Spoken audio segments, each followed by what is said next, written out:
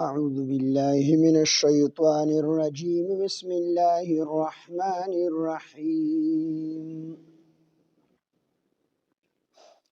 مثل الذين ينفقون أموالهم في سبيل الله كمثل حبة أنبتت 7 سنابل في كل سنبلة 100 حبة والله يضاعف لمن يشاء والله واسع عليم الذين ينفقون أموالهم في سبيل الله ثم لا يتبعون ما أنفقوا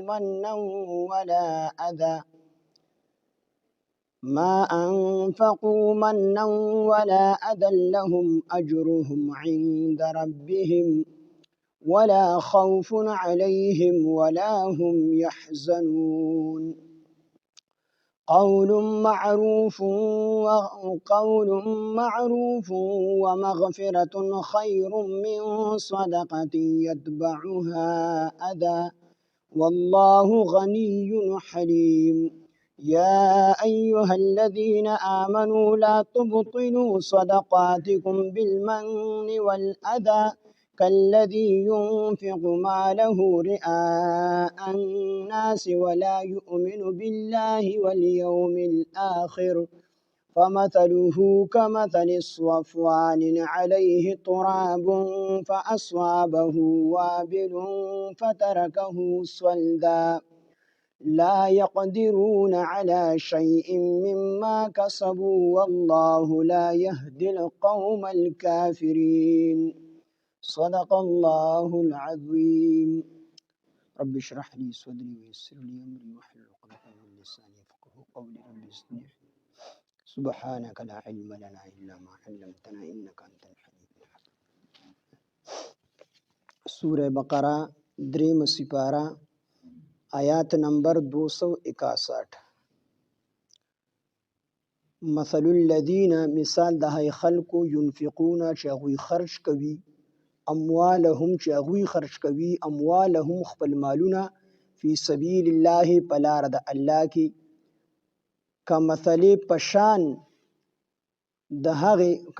حبت فشان د هغه دانې دی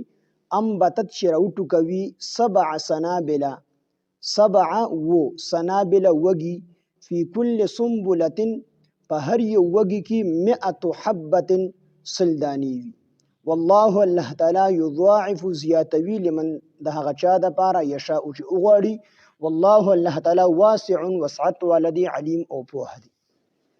د دین مخکې رکوع کې دو رکوع مخکې یا ایها الذین آمنوا انفقوا مما رزقناکم من قبل ان یأتی یوم لا بیع فیه ولا خلة ولا شفاعه دې آیاتونو کې الله پاک جل شانه د مال د خرج کولو حکم کړی چې تاسو خپل مالونه خرج کړئ د الله په لاره کې او دلته کې الله پاک جل شانه د مال د قبلېدو شرایط بیاني چې تاسو د الله په لاره کې کوم مال خرج کوئ نو په کومو شرایطو سره به خرج کوئ نو چې په دغه شرایط چې کوم شرایط الله پاک خولي دي په هغه شرایطو سره انسان مال خرج کی نو الله پاک جل شانه د مال بیا په خپل لاره کې قبلي او د الله په لاره کې 1 روپۍ لګول دا یو په 200 باندې الله پاک د دې ثواب ورکوي او دا د ټولو نه کمه درجه یو په 200 ثواب الله پاک د الله پاک په لاره کې عام قانون خدا د چې عام نیکی او سړی کوي یو په لس باندې ول الله پاک جل شانه ثواب ورکوي من جاء بالحسنه فله 10 امثالها چا چې یو نیکی وکړه نو الله پاک ول دغه ثواب یو په لس باندې ورکوي یو سړی یو پیر سبحان الله اوه نو دغه ثواب ول الله پاک یو په لس باندې ورکوي یو پیر الحمدلله اوه دغه ثواب الله یو په لس باندې ورکوي دغه رنګ چا باندې سلام واچو السلام علیکم اوه نو الله پاک ورله د دې ثواب یو په لس باندې ورکوي خو څوک چې د الله په لاره کې وي او دین کې کوي د 1 روپۍ لګي نو دا الله پاک د کمینه د ټولو نه ادنا درجه یعنی د ټولو نه کم ثواب چې الله ورکوي نو یو په لس باندې ورکوي والله یضاعف لمن یشاء او زیات چې الله څومره غواړي بندګانو ته ورکوي د الله په لار کې د الله لار څه ده نو شیخ سرفراز حسن صفدر صاحب رحمه الله هغه د ټولو نه لومبه مت چې کوم دی د فی سبیل الله د الله لار چې کومه ده هغه چې کوم دی علم حاصلول دي سړی علم زده کوي بیا پسې تبلیغ هم دی جهاد هم دی جهاد بالقلم هم دی په دې ټولو کې سړی 1 روپۍ په خپل ځان باندې لګي نو یو په 200 الله پاک ثواب ورکړي دغه رنګ تاسو چې دا درس لراځي ته خپل فضایل نه دي معلوم تاسو چې یو قدم د خپل کور اګدای نو په یو قدم درته الله 200 نیکه کم سے کم درکړي په یو قدم باندې او شیخ صاحب لیکلي دي قدمونه به د دواړه طرف حسابيږي د کور نه تاسو یو قدم اګدای دلته درس اوریدو د پر راځي د علم حاصلولو د پر راځي نو په یو قدم درته الله 200 نیکه کم سے کم درکړي او والله یضاعف لمن یشاء الله چې زیات څومره وغواړي الله پاکي ورکړي خدا د کم نه کم درجه ده په یو قدم نو سړی چې صالح باجه چې د کور روان شي نو کم سے کم 50 قدم هم به اخلي کنه کو 50 نه 25 صبح اخلي کنه نو 15 شه د اغانه واغستو او 15 شه دی غاړي جنو بیا کوره پورې 15 قدم پورا کینو 50 قدم شو نو 50 ولې په 700 کې زره ورکړي څومره نه کې اعتراض دا په لږ غونډه کې ټیم الله پاک ورکړي دا غرنګ ټول ته کوئی سړی مدرسې ته روان دی او د ځان ته تیل واچول په موټر سایکل کې نو کده د 10 روپو یا د 1 روپې تیل واچول یا د 100 روپو تیل واچول نو 700 کې ول زره ورک دا د الله پاک وعده ده خو د کم سے کم وعده ده دغه رنګ طالب علم چې د خپل کور د علم حاصلولو لپاره اوزي نو دته نورانی پرشته د خپل وزري غوړي د برکت لپاره دغه رنګ طالب علم چې د خپل کور د لپاره او د خپل کور اوزي د علم حاصلولو لپاره نو د لپاره پاوا کې مارغان په بو کې میان په سړو کې چینجی د مغفرت دعاګانې زمونږ استاد د لپاره پرشته د مغفرت دعاګانې کې زګه مونږ ټول طالبان یو علم حاصل نو دا فضایل چې تاسو ته مې ډیره پاره وي چې تاسو شوق پیدا شي چې تاسو ګوري اسې نه راځي دی باندې الله پاک تاسو له ډیر لوی چې کوم دي ثوابونه درکړي نو دا الله په لار کې کم سے کم درجه دا چې 200 یو په 200 الله پاک ثواب ورکړي او والله یضاعف لمن یشاء الله چې چاته وغواړي زیات ولم ورکړي دین زیات ته الله پاک ورکړي نو دې کې الله پاک فرمایي مثل الذين مثال د هغه خلکو ينفقون چې دوی خرج کوي اموالهم خپل مالونه فی سبیل الله پلار د الله کی فی سبیل الله مدرسه هم ده فی سبیل الله تبلیغ هم دی فی سبیل الله جهاد هم دی فی سبیل الله چې کوم علما جهاد بالقلم کی د باطل خلکو تردید کی په کتابونو سره کتابونه لیکي دغه فی سبیل الله دی حج له سړی روان دي دوم فی سبیل الله دی د الله لار ده نو د ټولو کو چې دی په خپل ځان خرج کوي نو یو په 200 الله پاک ثواب ورکړي او یو قدم باندې وته الله پاک 200 نیکه ورکړي نو مثل الذين مثال د خلکو ينفقون چې دوی خرج کوي اموالهم خپل مالونه فی سبیل الله په لار د الله کې کمثل حبه نو پشان د دې مثال پشان د هغه دانې دي انبتت چې هغه دانه رازرغونه شي دانه رازرغونه شي 7 سنابل او چې کله د دانه رازرغونه شي نو په دې یو دانه چې کوم دی ووږي ونیسي 7 سنابل ووږي ونیسي فی کل سنبلة او بیا په هر وږي کې 100 حبه سل دانی وي نو چې ووږي شي او په یو وږي کې سل دانی شي نو 200 دانی شو نو دی یوې دانې 200 دانی ونیسي نو دک چې یو کس ته الله په لار کې 1 روپۍ په ځان باندې ولګي نو د دې 1 روپۍ مثال د څه دی چې دا روپۍ زرغونه شوله او دی وږي ونیول په هر یو وږي کې سل دانی نو چې سل چې کوم دی په 7 کې ضرب ورکړي نو 700 تی راځي نو دا سړی د څه دی لکه چې 700 روپۍ الله په لار کې خیرات کړي هو 100 حبه سل دانی وی والله الله تعالی یضاعف زیات ورکی لمن د هغه چا د پاره یشاء او چې وګوري الله د دینم زیات ورکی چې چا د پاره وګوري ته کم سے کم واده ده ان زیات ولم ورکی والله الله تعالی واسع وسعت کوونکی دی علیم او په دی نو دلته کې الله پاک جل شانه د ایمان شرطونه دی ورستو دی رکو کې بیانې نو دغه د عمل د قبلېدو د مال د قبلېدو شرطونه د عمل د قبلېدو شرطونه لومبنه شرط عمل د قبلېدو لپاره ایمان دی چې سړی ایمان مسلمانی ایمان راوړي وي نو دې چې کوم نیکی کینو الله پاک په د نیکی قبلي کوي سړی کافر دی ډېر نیکی وکي او دې په کفر باندې مړ شو دې ته دی ویني کې ثواب نه ملایي نو به شرط ول ایمان دی دویم شرط ورله اخلاص دی چې دې عمل کوي خالص ته الله د پاره کوي د خودنه د پاره نه کوي نو دا عمل به قبلي او دریم اتباع السنت چې د پیغمبر علیه الصلاۃ والسلام په طریقه باندې دی یو عمل کوي خو د پیغمبر علیه السلام د طریقې نه خلاف کوي نو دا عمل الله پاک نه قبلي. لکه نبی علیہ السلام د لاندې طرف نه چاړه راکاږه بسم الله الله اکبر سره بیزا لاله کوه. یو سړی دغه تبر راواغست سړی په دې منځ باندې دوه کومه خو حلالول دي تبر یې اوچت کوه منځ باندې چیلې دوه کړله نو چیلې خو حلاله کړله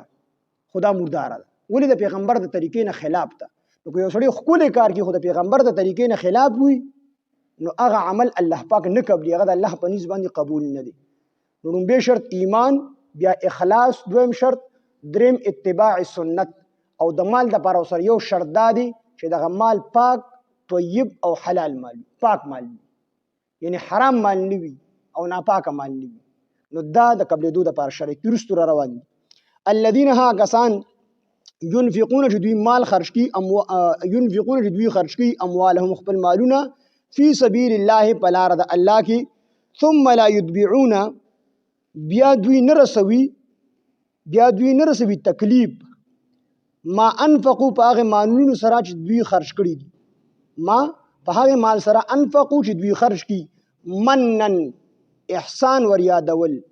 ولا اذن په احسان ور یادول سره ولا اذن او نه په تکلیف ور کول سره چې کوم خلک د الله په لار کې مال خرج کړي او وروستو بیا ورسره الله دا شرط ولګو چې مال د الله په لار کې خرج کړي چاله ورکړي خو دې بیا د کس ته نه احسان ور یادوي چې ما دله مال درکړی. یو سړي چا بړستن ورکړی وه نو هغه به ورته روزانه وي یاره هغه بړستن څنګه ده هغه به ورته یې ښه ده څنګه وي ګرمه ده که ګرمه نه ده هغه به ورته یې ګرمه ده هغه عاجز یې پوزې راوستو بیا اخر کې هغه بړستن یې په سر راوغسته کور ته یې ورکار راوړی بړستن دې واله یې پوزه له دې پرې راوستم نو تا یو نیکي وکړه دا نیکي بیا چې کوم دی پټه که چاته ور یادوم بس دا تا الله سره کړې ده الله دا سیز خو تا په ظاهر کې د سړي له ورکړی دی خو تا د الله دپاره ورکړی د سړي ته یې مه یادوه احسان به نه ور یادوي نو احسان هم نه ور یادي او د کس ته تکلیف هم نه ورکوي. تکلیف څه مطلب یو سړي سره تا ښه کړي دي او وروسته سړی تا سره روان شو او دې ورته وي ته زما په مال باندې رالوی شوی ما سره خبرې کوي نو تا پې ټیک ته وروسته مخکې ته صدقه کړې ده پیسې دې ورله ورکړي دي خوراک سکاک ته پې کړی دی نو اوس ته ورته ور یاد کو تکلیف ته به ورته ورسو هغه دې ملامته کو د خلکو په منځ کې نو که دا دې وکړو نو بس صدقه هر څه دې چې کوم دی لاړل. نو دلته الله پاک دا فرمایي چې الذین ها کسان ينفقون چې دوی خرج کوي اموالهم خپل مالونه فی سبیل الله په لاره د الله کې ثم لا يتبعون بیا دوی تکلیف نه رسوي ما په هغې مالونو سره انفقو چې دوی خرج کړي وي منن په احسان ور یادولو سره د تکلیف په څه سره رسي په احسان ور یادولو سره خلکو مخکې ورته ویل که پیسې چې مې درله درکړې احسان یې ورته ور یاد بړستن دې یاده ده که یاده نه ده جوړه دې یاده ده که یاده دې نه ده جوړه مې دله اغوستې وه نو احسان دې ورته ور یاد کړو نو دا خو تا د ده سره احسان نه و کړی دا خو الله سره د الله دپاره تا کړو چې تا ته پې الله ثواب درکړي او د خپل ځان دپاره دې کړو. نو ولا ما هغه مالونه انفقو چې دوی خرج منن په احسان ور یادولو سره د تکلیف د په احسان ور یادولو سره د تکلیف ونه رسو چاته مال یې خرج کو خو چاته ور یاد نه کړو وروستو ولا اذن او نه تکلیف ورسو ورته تکلیف داسې چې ورته وایي چې یاره ته زما په مال باندې رالوی شوي او ما ته خبرې کوي نو ټیک ته تا خو مې مخکې خرج کړل دی خو هغه ته تکلیف ورسو هغه دې رسوا کړو د خلکو منځ کې نو چې نه تکلیف رسوي او نه دې احسان ور یادي نو الله فرمایي لهم د دې خلکو دپاره اجرهم اجر د دوی لهم د دوی دپاره اجرهم اجر دی د دوی عند ربهم د دوی د رب سره د دوی د رب سره د دوی اجر دی ولا خوف اجر څه دی ولا خوف نه به ویره وي علیهم په دوی باندې ولا هم یحزنون او نه به دوی غمجن چې کله دوی مړه کېږي نو دوی سره به د خپل ځان په باره کې هم فکر نه وي دا خوف چې دی د خپل ځان باره کې انسان سره یری دی ته خوف ویلی شي په عربی کې او حزن هغې یرې ته ویلی شي چې انسان سره د بل چا په باره کې یره وي نو ده ته فرشتي وي چې د خپل ځان باره کې چې کوم دی مه یریږه مخې ته ستا دپاره جنتونه دي نعمتونه دي ته مړ کېږې نو مخې ته قبر دی نو قبر به ستا دپاره جنت دي د جنت باغ به وي حشر دی حشر کې به الله تا سره د رحم معامله کوي جنت به درکوي نو دې باره کې مه یریږه او غمجن کېږه د خپلو بچو د خپلې بیبي باره کې هم مه غمجن کېږه د هغې بندوبست به هم الله کوي د هغې تربیت به هم الله کوي د هغې باره کې به هم ډاډګیر نه ورکوي او د خپل د ځان په باره کې به هم د یرې نه په امان کې چې ته یریږه مه د دې باره کې چې کم خلک څه کوي مال د الله په لار کې ورکوي خو وروسته یادي هم نه او تکلیف پې د انسان ته هم نه رسي قول معروف نرم خبره کول، قول خبره، معروف نرم کول، ومغفرة او بخنه او مغفرت کول، خیر دا ډیر بهتر دی، من صدقه د هغه صدقینا یتبعها چې وروستو وي د هغې نه اذن تکلیف. والله الله تعالی غنی بے پروا دی، حلیم او بردبار دی. الله پاک بے پروا دی او بردبار دی. قول خبره کول، معروف نرمه، ومغفرة او مغفرت کول، خیر ډیر بهتر دی، من صدقه د هغې صدقې نه یتبعها چې وروستو وي د هغې صدقې نه اذن تکلیف. دې کې د یو سوالګرې راغی او تا نه سوال وکړو چې ماله پیسې راکړه، نو دا سوالګرې به راټې نه، خو د پیسې د سره نه نو بس ورته ما معاف که نشته را سره، ښکلې خبره ده. نو الله وایي دا نرمه خبره د هغې صدقې نه بهتره ده چې ته اوس وروستو پسې سوالګرې ولټې. مثال په طور یو کس راغی زموږ نه سوال وکړو او 15 شپږ روپۍ وله مونږ ورکړي او وروسته ودې چې دومره غټ سټ دې نیولي دی ته سوال کوې، نو هغه دی نو دا صدقه مه ورکوه. د صدقې ورکولو نه دا نرمه خبره کول بهتر دي چې ته ورته ووایې چې بس ما معاف کړه. او که نه تا ورټو دغه سوالګري، نو تا چې کومه پیسې ورکړي دي پیسې، نو دغه پیسې دې هم ضایع شولې، بس دا ختمې شوې، د دې ثواب ختم شو. او که ته خامخا د سوالګري پوهه کول غواړې چې دې ښه غټ کټ دی او بیا هم سوال کوي، نو پیسې ولله مه ورکوه، ړومبې سیټ ته که د خلکو نه، او په طریقه ښکلې طریقې سره د اخلاقو په دایره کې دننه پوهه کړه چې یاره ته خو ګوره ښه برابر یې، ځاله مزدوري کول شروع کړه، وروسته له بیا پیسې ورکړه. نو که ړومبی دې پیسې ورکړې او بیا دې ورټو، نو دا هر څه دې ختم شو. ځکه دا سوالګري چې راشي زموږ عام طور سوالګري د الله نوم اخلي، الله د الله په نوم باندې مال سره کوي، نو د الله د نوم قدر کول. دلته یو سوالګري به راتلو خو هغه له سوال چلو نه ورتلو، نو هغه به دا ور دومره په تیزه باندې وو که نه، او خدای وبخوي خو دا وسه کېږي وي راوړه، خو سم په زور باندې به یو ورځ زما مور راوته یاره که خدای دې پوهه کړه، مشر سړی و، خدای دې پوهه کړه ته خو داسې ور ډبې لکه تا چې روم باندې قرض پوري وي، کم سے کم په نرمه لهجه باندې خو وایه که. نو خو دا سوالګري د الله نوم اخلي، د الله د نوم چې کوم دی تعظیم او قدر کول. په دې دا پنجابیان نه دي، یقین وکړه ایګو پیسې نه ورکړي خو دومره په عاجزۍ ورته بس معاف کړه، بس موږ معاف کړه، رټي نه. زموږ پښتانه اکثر خلک رټي، رټل نه دي په کار سوالګري. یو سوالګري راغی او یو کور کې یو ښځې او خاوند نوي نکاح کړی او د واده تازه ورځې وي، د سوالګري اواز وکړو خدای وبخه د الله په نوم باندې سره وړی. دا زنانه ډېرې نرم دلې وي، هغې دغه سالن نه څه په کاسه وغیره کې واچوه، ډوډۍ هم ځان سره راواغسته، سوالګري یې راوړه. دا خاوند یې پسې پاڅېد، د لاس نه یې شکور هم واغستو، کاسه یې هم واغسته. ورته وایي دا څه کوې؟ دا سوالګري له وړم. وایي دا ستا مال دی که زما مال دی؟ زما په مال باندې ځان صفي ارسلا خان لور جوړی. هغه شکور یې ته هم واغستو، کاسه یې ته هم واغست، او دې لړو هغه سوالګري په ور کې ولاړو. وي څه کوې؟ هغه ورته وایي وږې شوی یم د الله په نوم څه غواړم. د څپېړه اوچته کړله او سوالګري له یې راپرېښود. سوالګري لاړو او الله رب العزت هو ډېر لوی ذات دی، الله سره دیر شته دی خو اندیر ورسره نشته دی. الله انسان ته مهلت ورکوي، حلیم ذات ته مهلت ورکوي، فوراً سړی نه رانیسي. خو دا خبره نه ده چې سړی به ګناه کوي، ظلم به کوي او د ده په زړه کې به دی چې الله ما ایني نه، یا د الله ما ته خیال نه دی. نو بس دا سړی خو لاړو، په دې سړي باندې الله پاک جل جلاله نیستي مسلط کړه، ورو ورو د سړی غریب کېدو دې حد ته راورسېدو چې د ده بیا دومره وس نه و چې د خپله ښځه یې پاللې وي، خپل بچي پاللې وي. ښځې ته یې طلاق ورکړو، طلاق یې ښځې ته ورکړو. ښځې یو بل ځای کې ځان له څه وخت پس واده وکړو او د دې ښځې د واده ړومبۍ یا دویمه یا درېیمه شپه ده، خو د واده تازه شپې دي او دوی هم ځان له ښځې او خاوند ځان له د هغه وخت مناسب ښکلې خوراک پوخ کړی دی، ناست دي. په دې کې یو سوالګري راغی، د ماښام ټیم دی، ور یې وټپه، وي د الله په نوم باندې سره وړی. بس د ښځې چې کوم دی د دې د دویم خاوند چې کوم دی د وروستنې د دې ښځې له کاسه ورکړه، ورله شکور ورکړو، د هر څه اوس سوالګري د الله په نوم باندې. دا ښځه چې دروازې ته راورسېدله او د سوالګري له څنګه د کاسه او د شکور ورکړو، د ښځه چیغه ووهله، بېهوشه پرېوته. د خاوند یې د دننې نه رامنډې کړې چې کېدای شي دې ښځې ته مې د سړي چې ته لاس اچولي، چې دا کله په هوش کې راغله دې ښځې نه یې تپوس وکړي دا څه چل وشو؟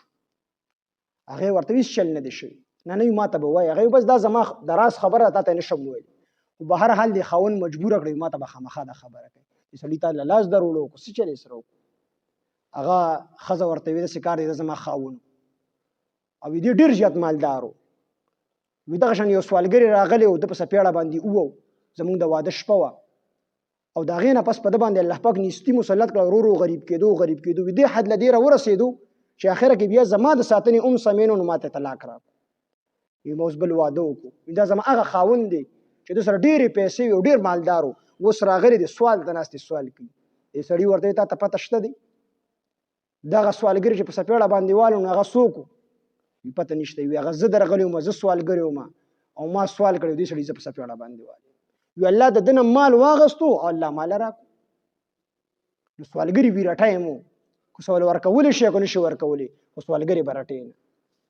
نو دلته کې الله پاک فرمایي چې قول معروف نرمه خبره کول و مغفرت او مغفرت کول بخنه کول بخنه دې وغواړه چې بس ما سره څه نشته دي خیر دا ډېر بهتر دی من صدقه د هغې صدقې نه د هغې خیرات نه یتبعها چې وروستو د هغې نه اذن تکلیف پیسې دې وله ورکړې خو ودې راټو نو دغه صدقه دې چې کوم دی لوړه لاله د دې ته الله پاک ثواب نه درکړي والله الله تعالی غنی بې پروا دی بې حاجته دی الله پاک حاجت نشته چې سوالګري نوم پیسې ورکړي وروستو یې رټی نو ستا د دې پیسو الله ته حاجت نشته هغه بې پروا دی حلیم او بردباره دی که تا دا سوالګري ورټو او تا ته فورا الله پاک ته فورا راونیسلې تا ته فورا سزا در نه کړله نو الله پاک حلیم دی په سزا ورکولو کې الله پاک مهلت ورکړي فورا سړی نه رانیسي یا ایها الذین آمنو دا آیات یا ایها الذین آمنو دا آیات چې کوم دی نسې قطعي دغه د احسان ور یادولو سره او په تکلیف ورکولو سره یا ایها الذین آمنو ای ایمان والو لا تبطلوا تاسو مه باطلوئ مه ختموئ صدقاتکم خپلې صدقې بالمن په احسان ور یادولو سره والاذى او په تکلیف ورکولو سره چې خپل صدقه دې ورکړه او احسان دې ور یاد کو یا صدقه دې ورکړه او وروستو دې هغه اوس بادله او سړی دې په ملامت کو هغه ته په تکلیف ورکو نو الله وی داسې مه کوئ خپلې صدقې دا په احسان ور یادولو سره او په تکلیف ورکولو سره مه بربادوئ مه باطلوئ کالذي دا په شان د هغې منافق دي ينفقو چې خرج کی ماله خپل مال رئاء الناس د خلکو د ښودنې دپاره ولا یؤمن دوی ایمان نه لري بالله په الله باندې والیوم الاخر په ورځ د قیامت باندې نو دلته کې الله پاک جل شانه مثال ورکوي چې تاسو خپلې صدقې په احسان ور یادولو سره او په تکلیف ورکولو سره په دې سره مه باطلوئ وي د دې مثال وي داسې دی چې یو منافق دی یا یو مشرک دی هغه د خلکو د ښودنې دپاره عمل کوي د خلکو د ښودنې دپاره ایمان په الله او په آخرت یعنې په آخرت کې به ده ته هېڅ حصه نه میلاویږي صرف د خلکو د ښودنې دپاره نو ګوره یو شرط مونږ ویلو چې ایمان دی دویم اخلاص دی چې ته یو عمل کوې خالص ته الله دپاره به یې کوې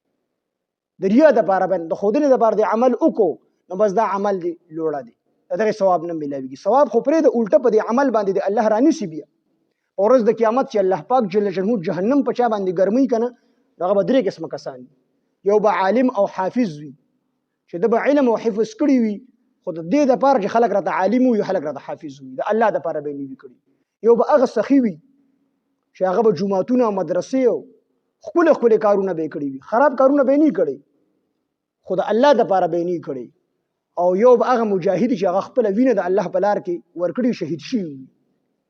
نو دا درې قسمه کسان به الله راوغواړي تپوس به کړي څه دي کړي دی به ما قرآن یاد کړی دی حافظ صاحب به وي علم مې کړی دی خالص تا د رضا دپاره الله به وایي چې کړی دی دی خو زما د رضا دا خبره چې کوي دا دروغ علما فرمایي دا دومره خطرناکه بیماري ده چې دا کس ته الله مخې ته ولاړ دی د الله مخې ته ولاړ دی خو بیا هم دروغ وي الله به یې پړه مخې راښکلی جهنم ته وغورځوي سخي به راولي سخي ته به تاسې کړي دي دی به وایي الله داسې ځای نه و چې په هغې کې مال لګول ستا د رضا سبب نه و هلته ما مال نه لګولی یعنې هر ځای کې چې کوم ځای کې ستا د رضا د لګولو سبب مال او هلته ما مال لګولی دی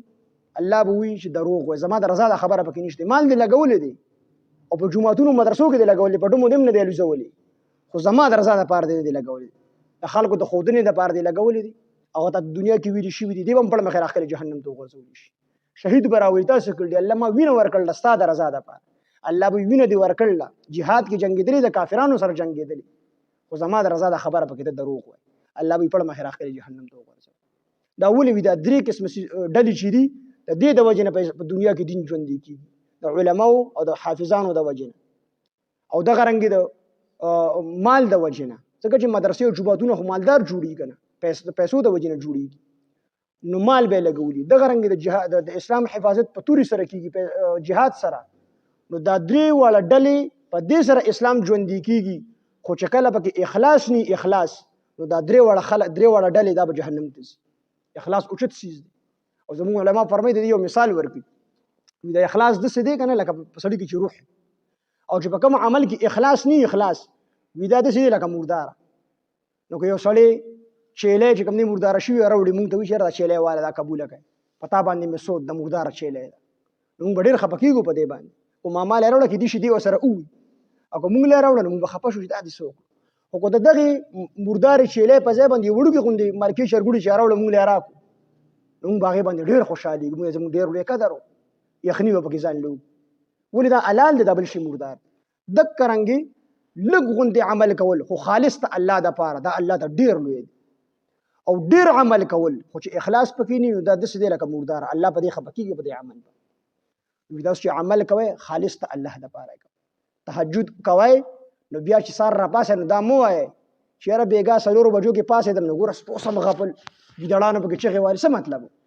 مطلب یې دا چې ما بېګا تهجد کړی دی، تلاوت مې کړی دی، دا به نه وایي. بس دا تا د الله دپاره کړي دي، خورې پرې واړوه، الله به دا ستا د نیک اعمال چې کوم دی ښکاره کوي. دا لوی لوی بزرګان چې تېر شوي دي او د دې د نیک نیک اعمال مونږ ته مخې ته راځي چې پلانکي بزرګ به دوره تلاوت کوو، دوره تهجد به کول، دا څنګه راغلي؟ د دې پټ کړي دي خو الله ښکاره کړي، الله به یې ښکاره کړي، خو ته به یې نه ښکاره کړي. نو اخلاص په کوم عمل کې چې اخلاص، یو بزرګ دا واقعه بیانوم بس بیا ختموم. یو بزرګ هغه په یو ځای کې د ونې عبادت کېدو، د تبر واغستو وي زم دا ونه کټ کوم، خلک ورته وایي څه چل کوي؟ ونه کټ کوم. لار کې یو بوډا سړی محله ورغلی، ته څه کوې؟ وي زه دا ونه کټ کوم. نو دا ولې کټ کوې؟ یو که ته دا ونه کټ کې نو خلک به د بلې ونې عبادت شروع کړي، نو هغه د بلې د شروع کړي خو دا ونه به کټ کوم، او که چا د بلې شروع کړو بله به کټ کوم. دې سړي ورته وایي ته نشي کټ کولی، چې دواړه په پرځولو شوي دي. دا نیک سړی چې دی دا بوډا سړی اوچت کړی ځمکې له راپرېښی د پسینه ول ناست شوی دی. 3 پیرې دا بوډا ځمکې له راپرېښود، په 3مه پیره له پسینه باندې کېښود، دا بوډا د لاندې نه وي یاره که وي ته دا ونه سلم کټ کوې، خو ته دا کټ کې د بلې ونې عبادت په خلک شروع کړي. داسې وکړه روزانه به زه تاله 1 اشرفی در کوم، 1 اشرفی، او ستا د بالښت لاندې به 1 اشرفی پرتی، نو په هغې باندې د دین سکار کوه، ځان له مدرسه کې ورکوه، صدقه کوئ، تا ته به اجر میلاویږي. او دا ونه که ته کټ کړې نو بلې ونې عبادت په خلک شروع کړي، دا وي ټیک ده. ونه یې پرېښوده، یو 2-3 ورځې د شیطان د بالښت لاندې به 1 اشرفی کېښودله. 3مه 4مه ورځ باندې اشرفی نه وه، 5مه ورځ بیا نه وه، په 6مه ورځ بیا نه وه، د بیا تبر راغستی دی. ده خو ما سره دوکه وکړه چې هغه ونې خواله راتلو دغه بوډا سړی وله بیا راغلی، ورته وایي څه کوي؟ ونه کټ کوم. یې نشي کټ کولی. هغې وایي زه یې کټ کوم چې دواړه پرځولو شوي دي. چې په دې پیرې دا بوډا سړی لګېدل دی، دا عابد اوچت کړی دی لاندې راپرېښی دی، چې د بیا دی راپاڅېدل دی، چې بیا یې نیول دی، چې بیا راپرېښی دی، چې په 3مه پیره بیا راپرېښی دی.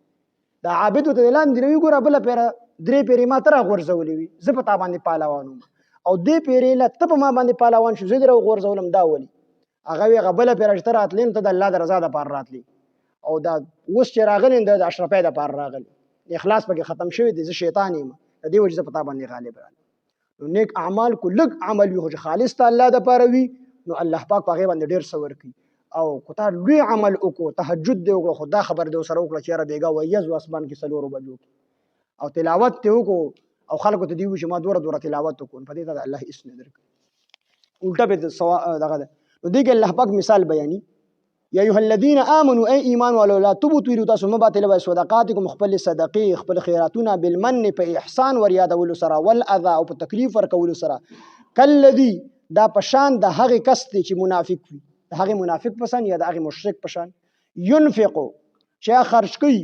ماله خپل مال رئاء الناس د خلکو د ښودنې دپاره، ولا یؤمنو دوی ایمان نه لري بالله په الله باندې والیوم الاخر او په ورځ د قیامت باندې. فمثله پس مثال ددو،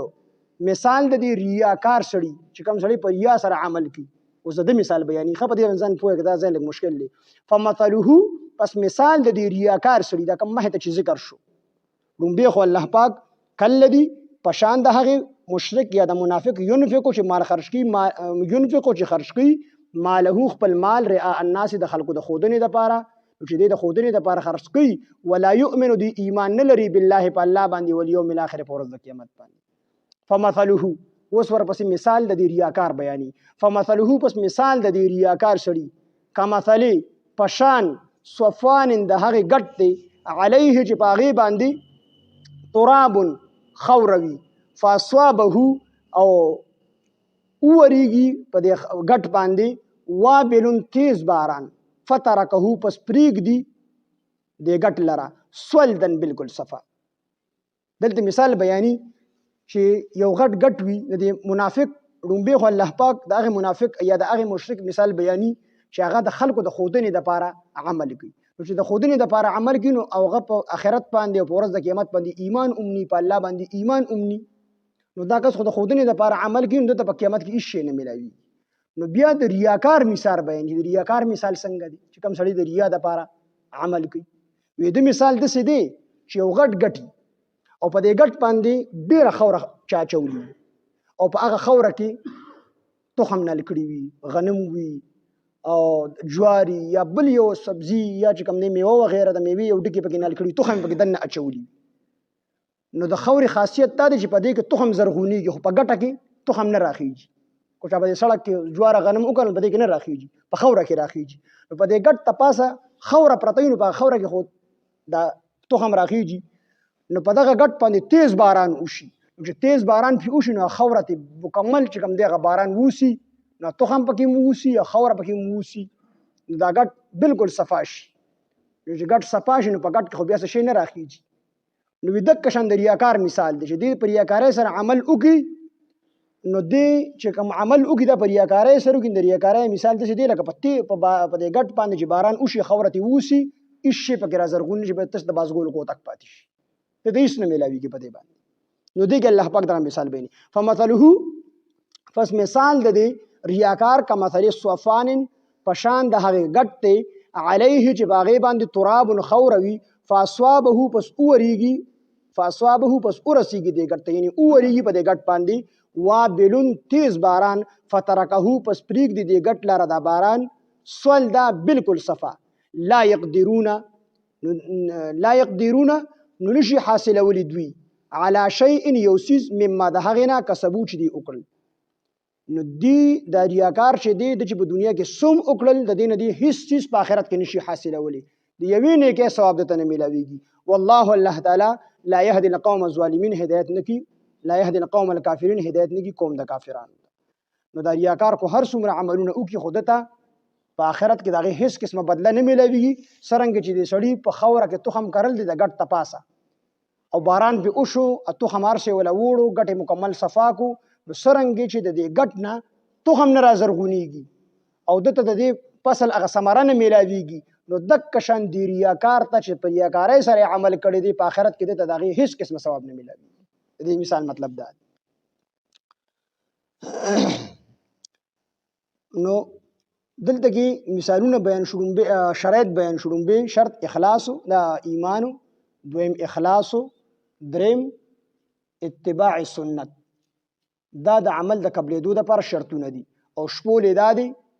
چې کوم مال یې ورکړي وي نو د مال دپاره پکې شرط دا دی چې دا مال حلال او طیب پاک مال وي حلال مال وي